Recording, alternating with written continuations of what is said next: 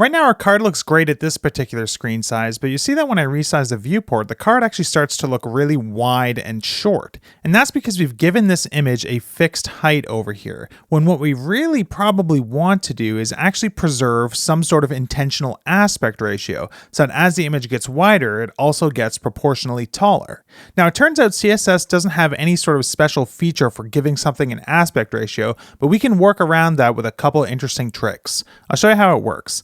Let's go ahead and resize this so we have a little bit more room to work on the editor side. So what I'm going to do to start is I'm going to add a new div above this image tag to sort of explain how we can actually create a box in the browser that has a fixed aspect ratio. So I'm going to start by just creating a div here, and I'm going to give it a background color so it's easy to see the shape of this particular box. So right now it has no height or anything, so it's totally invisible. Now the trick to getting this whole thing to work is this sort of weird quirk in CSS where when you set padding on an element to a percentage based value, that percentage is always based on the width of the element.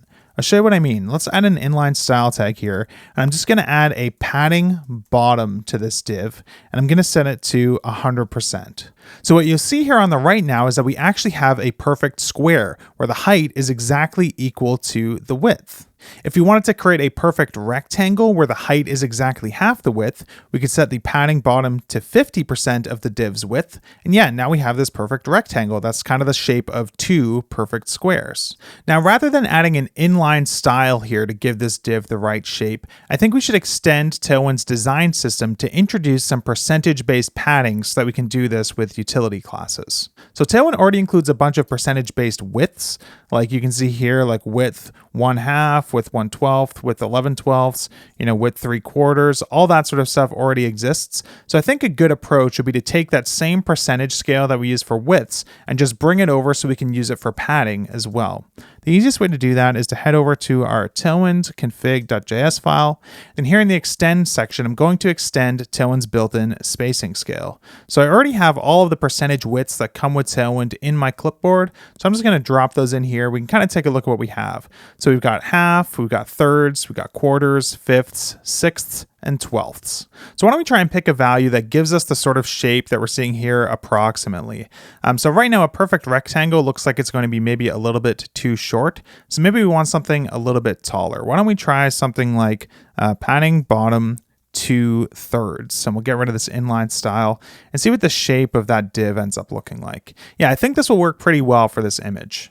Okay, so now the next thing that we need to do is drop this image inside of this div and try and get it to fill up that entire space. So why don't we move the image into the div first and just see what we get out of the box. Okay, so the thing that's interesting here is that the div now holds the image, but we still see that full shape under the image. So that means this div has actually gotten a lot taller than it was originally. And that's because padding, of course, is applied on top of whatever the size of the content inside the container is. So this image is taking up a bunch of space in the div, and then we're adding that padding in addition to it. So how can we avoid that? Well, one way that we can do that is to give this image a position of absolute. And that tells the browser to basically remove the image from the regular document flow so that it doesn't affect the size or shape of anything around it. And now when something's positioned absolutely, we can sort of tell the browser where to render it by using utilities like top 0, for example, which will say render this image 0 pixels from the top of the nearest positioned element is what they call it in CSS. Now, by default, nothing is positioned except sort of like the whole viewport or the body element. So you see this image actually jumps right to the top of the screen, which isn't what we want. We want to position this image relative to this red box. So the way that we can do that is by making this div a positioned element. And we can do that by giving it a position of relative. Now, what relative does is it basically makes it behave exactly the same way it would by default, except now it acts as sort of a positioning reference for any nested absolute positioned elements. So now when we say top 0, it's rendering the image 0 pixels from the top of this div. We can also set this to say bottom 0, and now the image will be rendered at the bottom of that div. Now the contents of a div are always rendered in the top left corner by default. So all we really have to do here if we want this image to take up the entire space of this parent div is give it a height of full and a width of full.